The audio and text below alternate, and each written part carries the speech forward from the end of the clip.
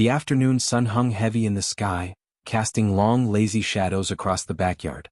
The air was thick with the smoky scent of barbecue mingling with the tangy sweetness of coleslaw. Children's laughter spilled over from the neighbor's yard, bright and carefree, but inside me, a storm was quietly brewing.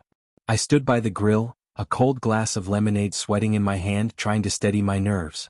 That's when Tyler, my husband's closest friend, leaned back in his chair, a beer casually dangling from his fingers, and dropped a joke that unraveled everything. "Remember our wedding night? Wild huh?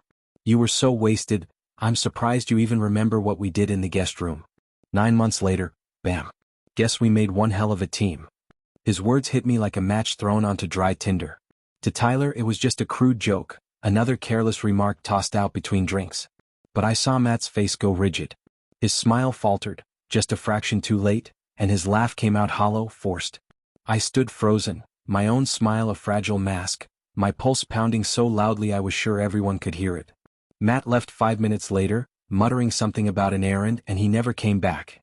Tyler and I were never supposed to be anything. A mistake, a single blurred moment, the night before our wedding when nerves and liquor blurred the edges of reality.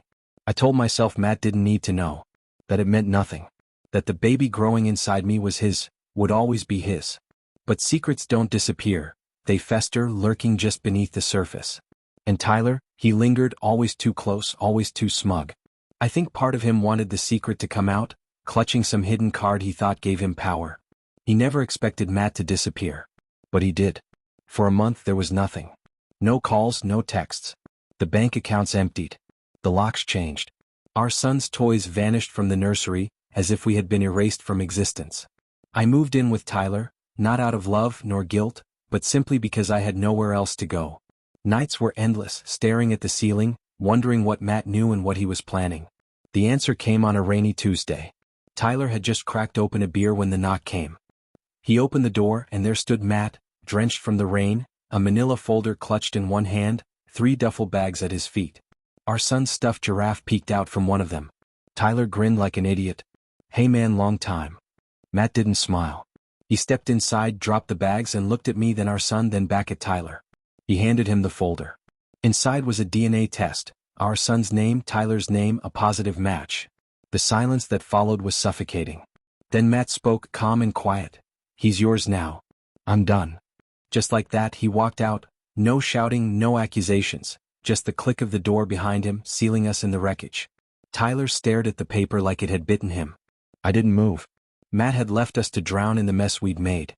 But what Tyler didn't know was that Matt hadn't been idle. Weeks later I found traces of his planning.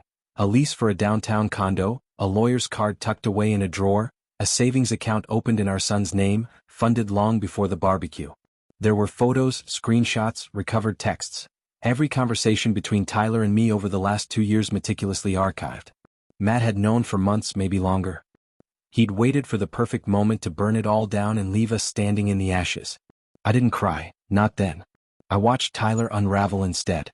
The arrogance drained from him, like color fading from a corpse. He tried for a week or two to play father, but our son cried every time Tyler held him. Children see things adults pretend not to notice. Tyler began drinking more, coming home later, muttering about lawyers, tracking Matt down, fixing things, but he knew. Matt had already won. This wasn't just betrayal, it was control.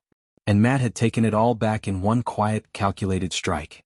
I filed for sole custody a month later, naming Tyler as the father, yes, but citing his instability, the drinking, the way his anger left bruises not just on me but on the furniture. I had recordings, quiet, damning clips of his slurred rants in the dark. I didn't warn him. He found out when the papers arrived. "You're turning on me too," he hissed, hands shaking. I met his gaze, steady. "I'm just finishing what Matt started." 6 months later I had everything, full custody, the house, the accounts, even the dog.